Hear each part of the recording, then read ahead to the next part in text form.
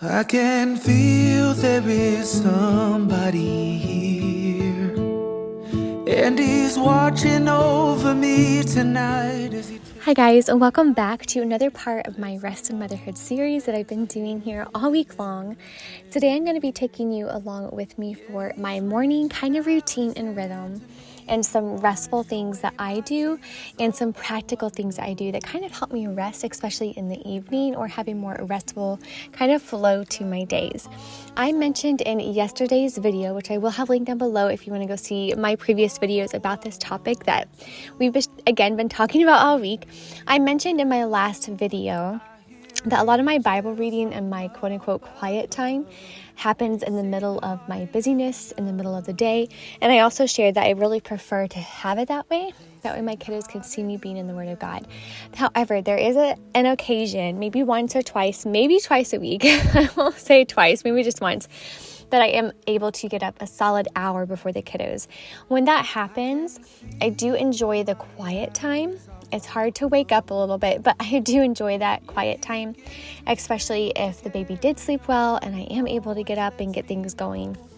I notice, honestly, a huge difference in my days when I am able to get up, get everything started, and the overall flow of the day just goes so much smoother when mama isn't rushing around in the morning feeling like I'm behind. So I was glad I was able to do that this morning. I also wanted to share a couple of practical things that I love doing in our home that really helps that evening routine.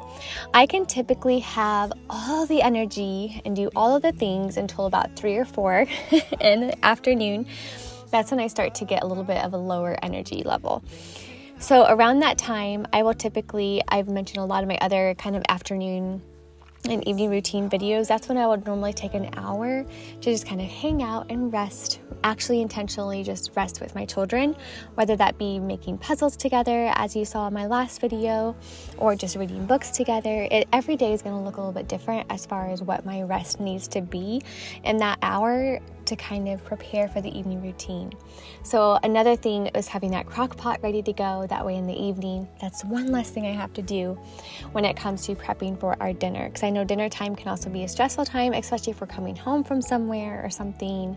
It's really nice to be able to have that just ready to go. And it does provide that more restful flow into our evening with having that kind of not stressor, because I actually do thoroughly enjoy cooking, but kind of having it already prepared so I don't have to think about it.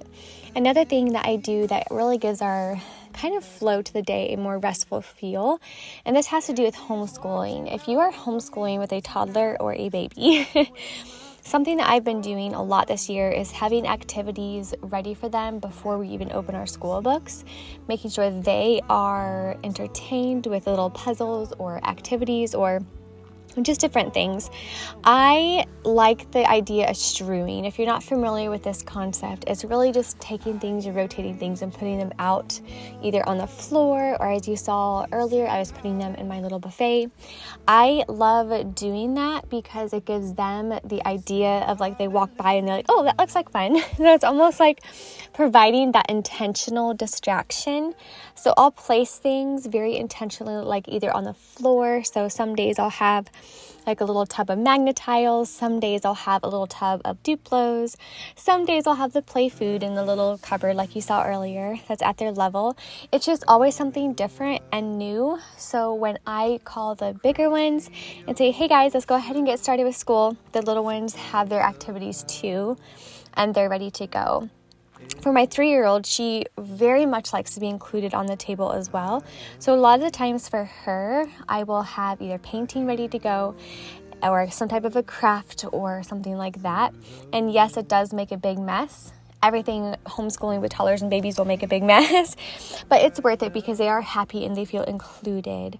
And just making sure that before we start our homeschool morning, that biggest thing, like that biggest quote unquote stressor of juggling the baby and toddler who also need mama is a huge thing that I've done that really just provides that restful start to our homeschool morning and that restful feeling. And that's something that I do that just is practical.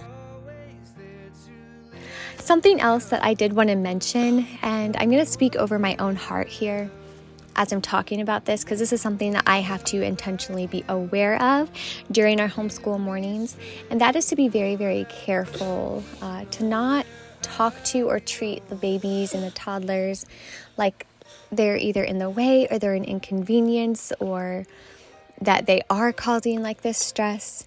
It's so important that they not just the babies don't see that, but it's really important that our bigger children, like the children that we are teaching, don't see that either. Because at the end of the day, and I'll speak this over my older children all the time, that you are the priority, they are the priority. It's not the school book. And if a toddler and baby need mama, then perhaps we just need to close the school book for a little bit until they are happy and entertained. We ended up doing that this day. We moved our reading lessons over to the couch because the baby also need to be nursed and then cuddled by mama. And so we had to change things around for the day, but it's not worth my older children seeing the frustration with the baby, and it's definitely not worth the baby feeling like they're frustrated. And when the whole purpose of this incredible homeschooling journey and process is that relationship with our little ones, and to always keep that a priority. So all of these things that we can do to provide rest in our home, whether it be practically speaking or using our words, really does go a long way when it comes to creating that peaceful and restful environment. 'Cause no one else